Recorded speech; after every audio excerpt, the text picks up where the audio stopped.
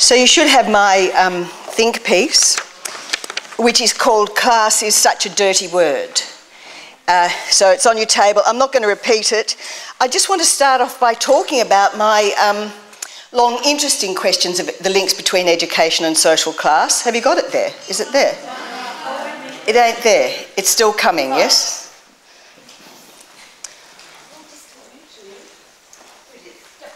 Okay, it's coming, and I'll keep talking. I started looking at education and social class when I did my PhD, looking at the links between ruling class schools and the ruling classes in Western Australia. I conducted that study through what at the time was called critical ethnography.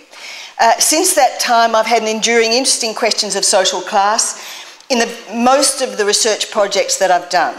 So when I was at Deakin, the project that I did with others, and I'm not going to name all the people I've worked with, but with others, most of my projects are with others, was one of the things we did when we were looking at the marketisation of education, was looking at the ways in which that impacted on schools that were at the bottom of the heap in class terms.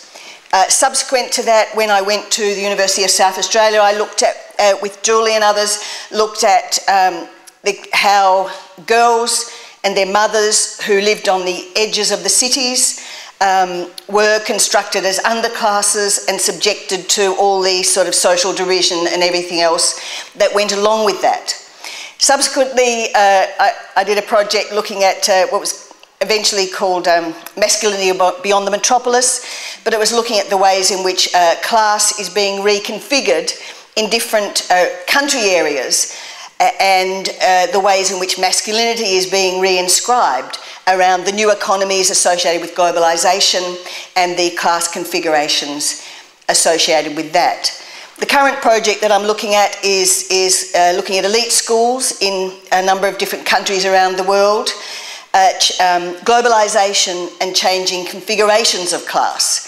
And in both those most recent projects, we're working through not just the idea of critical ethnography, but the idea of, in the masculinity one, what we called place-based global ethnography, and in the most recent one, global ethnography and its links to multi-sited ethnography, and we're trying to sort of explore those things.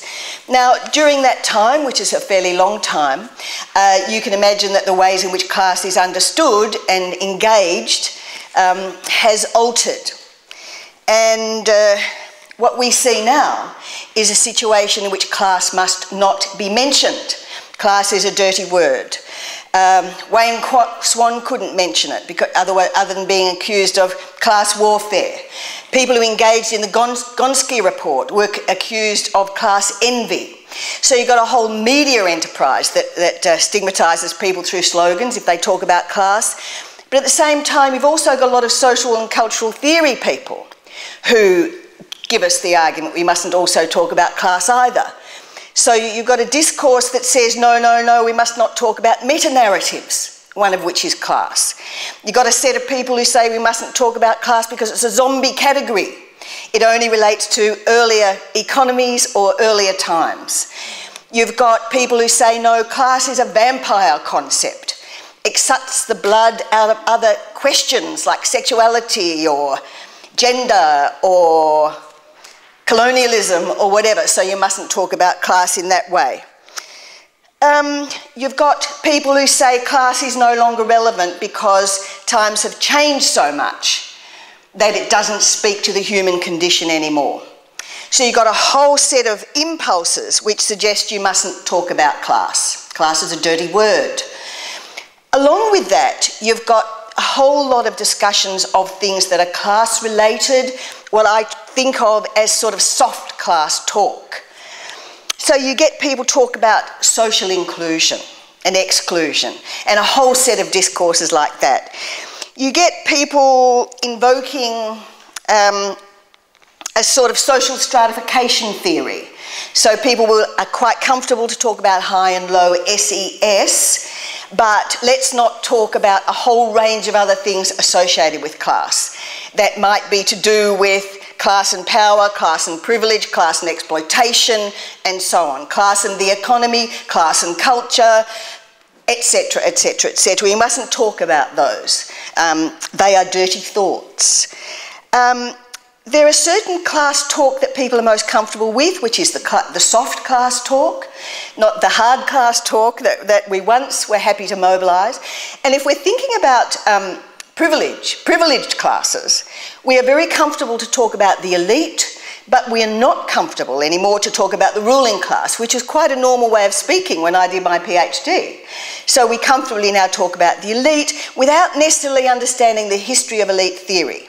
And the history of elite theory is precisely, as I've argued in that paper, is precisely about mobilising a discourse that is about people who are better equipped, the worthy, powerful, who are best equipped to be in positions of power because of their superior skills, their superior status, their superior everything. So we're perfectly comfortable talking about elites, but not necessarily comfortable talking about the ruling class.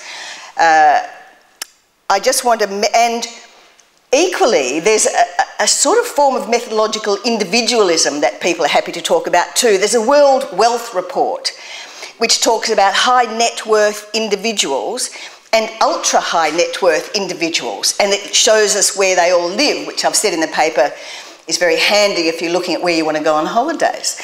But it is a form of methodological individualism that is also runs through class analysis. So we runs through considerations of differences of power. So we're more happy talking about wealthy individuals like Bill Gates than we are talking about the class that he belongs to. There's a book that came out recently which is looking at the global elite or the global power elite, and that is an interesting book because it's fairly new on the scene, but again it only mobilises elite discourses in a Weberian sense, and it's not even as hard-edged as C. Wright Mills's book on the power elite in the USA. But there is a very other, and it does, however, go beyond the methodological nationalism that is so much part of class analysis in education faculties around the world. But there is a much more interesting literature about, which is, well, two sets. One is looking at the transnational capitalist class and its different inflections and the relationship between that class and the nation state and how they engage with or against the nation state depending on their sort of capricious interests. And in relation to that, there's also another very fascinating literature which is looking at how you can spatialise historical materialism. And I've been working with a book that I love, which is called Asia as Method, and looking at the ways in which he mobilises radical geographers' knowledge in order to think about how you might spatialise Marx. He was always spatial anyway, but this is looking at the links between colonialism, imperialism and class. To conclude, Gonski. It's very fascinating to me that Gonski, the debate about Gonski and the ways in which it becomes so restricted in the ways in which we talk about the links between funding and social class in education. And I was appalled yesterday to see Maxine McHugh, who we might think of as slightly progressive, talking about, well, what a shame about school funding in disadvantaged schools. They don't get enough. Therefore, we should be having philanthropists funding our disadvantaged schools. Now, anybody who knows about the links between philanthropy and power and class could not possibly be mobilising those sorts of discourses. So my concluding statement is this, if I can find it. So what of criticality, education, studies and class? Clearly we shouldn't be silenced by slogans, co-opted by soft concepts. Clearly we can't accept views of society that are hierarchical rather than relational. Clearly methodological nationalism and individualism cannot inform our thinking, and clearly the shifting and multi-scalar uses of class power and privilege in education must be exposed and challenged. In conclusion, I say clearly we need to talk dirty. Thank you.